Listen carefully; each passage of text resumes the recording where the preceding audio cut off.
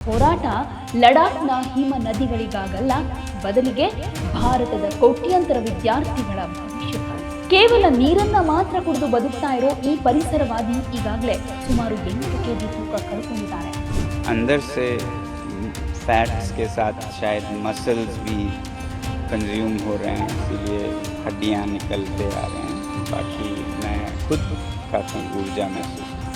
ವೈದ್ಯರ ಪ್ರಕಾರ ಈ 2 ದಿನ ಇದೇ ರೀತಿ ಪರಿಸ್ಥಿತಿ ಮುಂದುವರೆದ್ರೆ ದೇಶದ ಶ್ರೇಷ್ಠ ಸಂಪತ್ತೊಂದು ಕಣ್ಮರೆಯಾಗುತ್ತೆ. So he has lost more than 9 kg on the 19th day of his indefinite fast. उनका ब्लड शुगर आज 80 मिलीग्राम पर डेसीलीटर है, पल्स 72 पर मिनट है. ಸರ್ಕಾರ ಅವರನ್ನ ಆಸ್ಪತ್ರೆಗೆ ದಾಖಲಿಸಿ ಜೀವ ಉಳಿಸದೇ ಇದ್ರೆ ದೇಶಕ್ಕೆ ದೊಡ್ಡ ಕಳಂಕ ಎದುರಾಗುತ್ತೆ. ಇದು ಖಂಡಿತವಾಗ್ಲೂ ಪ್ರಧಾನಿ ನರೇಂದ್ರ ಮೋದಿ ಅವರ ಸರ್ಕಾರಕ್ಕೆ ಅತಿ ದೊಡ್ಡ ಮುಜುಗರ ಹಾಗೆ ನೈತಿಕ ಸಂಕಟವನ್ನ ತಂದಿಡೋದು ಗ್ಯಾರಂಟಿ. ನಮಸ್ಕಾರ ಎಲ್ರಿಗೂ, ಇದು ಒನ್ ಇಂಡಿಯಾ ಕನ್ನಡ. ನಾನ್ ಪ್ರತಿಮಾ. ವೀಕ್ಷಕರೇ, ಲಡಾಖ್ನ -ಡಿಗ್ರಿ ತಾಪಮಾನದಲ್ಲಿ ಪರಿಸರ ರಕ್ಷಣೆಗಾಗಿ ದಿನಗಟ್ಟಲೆ ಉಪವಾಸ ಕೂತು ಇಡೀ ದೇಶದ ಗಮನ ಸೆಳೆದಿದ್ದ ಆ ಜಗತ್ ಪ್ರಸಿದ್ಧ ಎಂಜಿನಿಯರ್ ಇಂದು ದೇಶದ ರಾಜಧಾನಿ ದೆಹಲಿಯ ಜಂತರ್ ಮಂತರ್ನಲ್ಲಿ ಕೂತ್ಕೊಂಡಿದ್ದಾರೆ. ಆದರೆ ಈ ಸಲ ಅವರ ಹೋರಾಟ ಲಡಾಖ್ನ ಹಿಮ ನದಿಗಳಿಗಾಗಲ್ಲ, ಬದಲಿಗೆ ಭಾರತದ ಕೋಟ್ಯಾಂತರ ವಿದ್ಯಾರ್ಥಿಗಳ ಭವಿಷ್ಯಕ್ಕಾಗಿ. ನೀಟ್ ಸೇರಿದ ಹಾಗೆ ದೇಶದ ಪ್ರತಿಷ್ಠಿತ ಪರೀಕ್ಷೆಗಳಲ್ಲಿ ಕಂಡು ಬರ್ತಾ ಇರೋ ಸಾಲು ಸಾಲು ಅಕ್ರಮಗಳು ಹಾಗೆ ಪೇಪರ್ ಲೀಕ್ ದಂಧೆಯ ವಿರುದ್ಧ ಸಿಡಿದು ನಿಂತಿರೋ ಸೋನಮ್ ವಾಂಗ್ಚುಕ್ ಅವರ ಹೋರಾಟ ಈಗ 19ನೇ ದಿನಕ್ಕೆ ಕಾಲಿಟ್ಟಿದೆ. ಕೇವಲ ನೀರನ್ನ ಮಾತ್ರ ಕುಡಿದು ಬದುಕ್ತಾ ಇರೋ ಈ ಪರಿಸರವಾದಿ ಈಗಾಗಲೇ ಸುಮಾರು 8 ಕೆಜಿ ತೂಕ ಕಳ್ಕೊಂಡಿದ್ದಾರೆ. ಅವರ ಮೂತ್ರಪಿಂಡಗಳು ಮತ್ತು ಲಿವರ್ ವೈಫಲ್ಯದ ಹಂತ ತಲುಪಿದ್ದು, ವೈದ್ಯರ ಪ್ರಕಾರ ಇನ್ನೆರಡು ದಿನ ಇದೇ ರೀತಿ ಪರಿಸ್ಥಿತಿ ಮುಂದುವರೆದ್ರೆ ದೇಶದ ಶ್ರೇಷ್ಠ ಸಂಪತ್ತೊಂದು ಕಣ್ಮರೆಯಾಗುತ್ತೆ. ಕೊನೆಗೆ ವಾಂಗ್ಚುಕ್ ಅವರ ಪ್ರಾಣ ಉಳಿಸೋದಕ್ಕೂ ಅವರಿಗೆ ಒತ್ತಾಯಪೂರ್ವಕವಾಗಿ ಆಹಾರ ನೀಡಬೇಕು ಅಂತ ದೆಹಲಿ ಹೈಕೋರ್ಟ್ಗೆ ಸಾರ್ವಜನಿಕ ಹಿತಾಸಕ್ತಿ ಅರ್ಜಿಯನ್ನ ಸಲ್ಲಿಕೆ ಮಾಡಿದ್ದಾರೆ.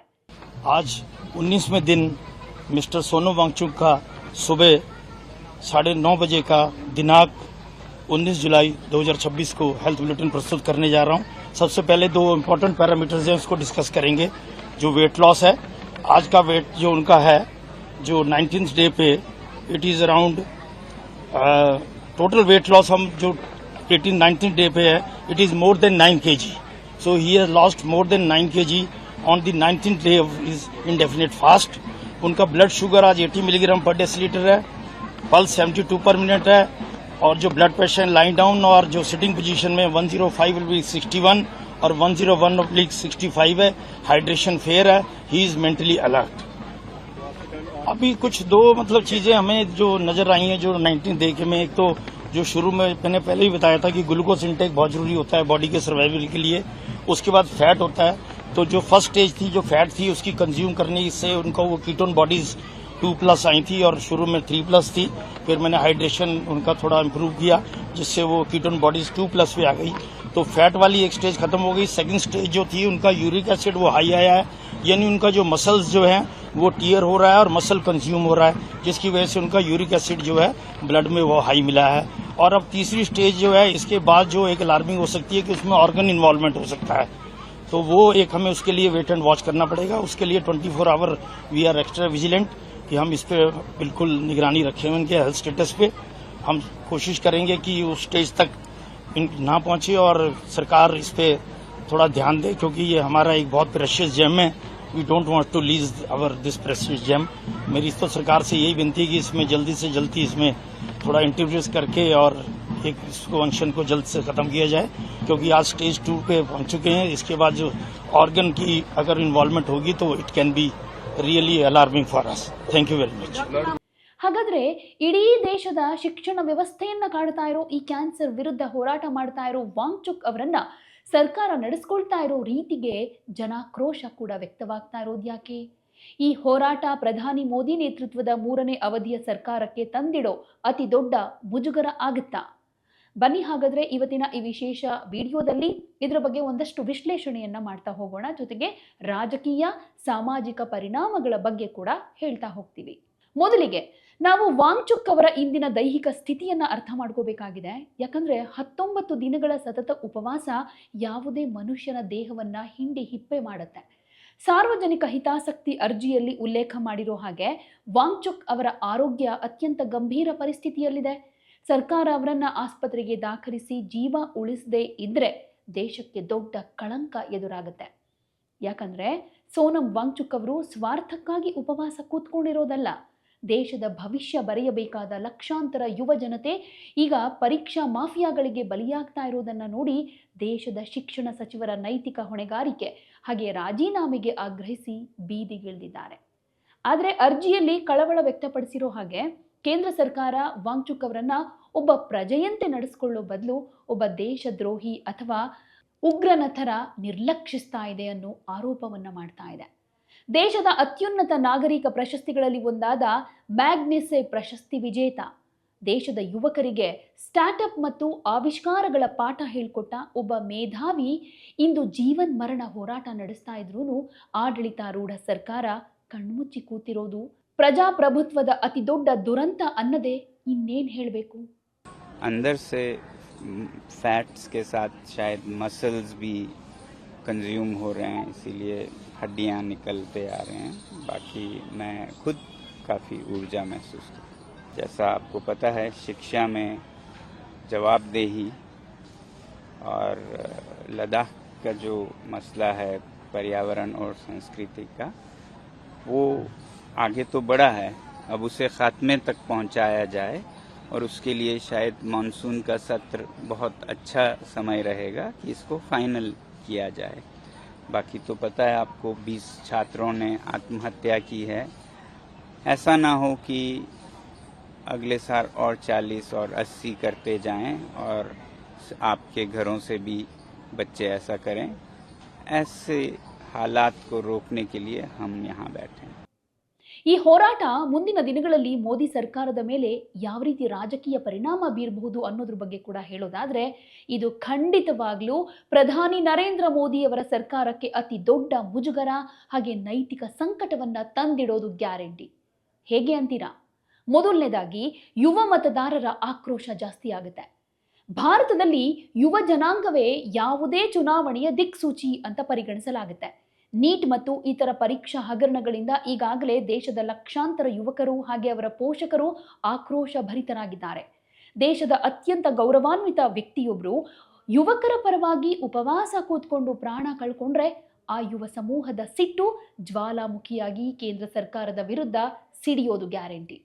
ಎರಡನೇದಾಗಿ ಜಾಗತಿಕ ಮಟ್ಟದಲ್ಲಿ ದೇಶದ ಇಮೇಜ್ಗೆ ಧಕ್ಕೆಯಾಗುತ್ತೆ ಅನ್ನೋದು. ಸೋನಂ ವಾಂಗ್ಚುಕ್ ಕೇವಲ ಭಾರತದಲ್ಲಷ್ಟೇ ಅಲ್ಲ, ಜಾಗತಿಕವಾಗಿ ಪರಿಸರವಾದಿಯಾಗಿ ಗುರುತಿಸಿಕೊಂಡಿರುವಂಥವರು. ಅವರ ಆರೋಗ್ಯಕ್ಕೆ ಏನಾದರೂ ಹಾನಿಯಾಗಿಬಿಟ್ರೆ ಅದು ವಿಶ್ವ ಮಟ್ಟದಲ್ಲಿ ಭಾರತದ ಪ್ರಜಾಪ್ರಭುತ್ವದ ಮೌಲ್ಯಗಳ ಮೇಲೆ ಕಪ್ಪು ಚುಕ್ಕೆಯಾಗುತ್ತೆ. ಇನ್ನು ಮೂರನೇದಾಗಿ ವಿಪಕ್ಷಗಳಿಗೆ ಸಿಗೋ ಅಸ್ತ್ರ ಅಂತ.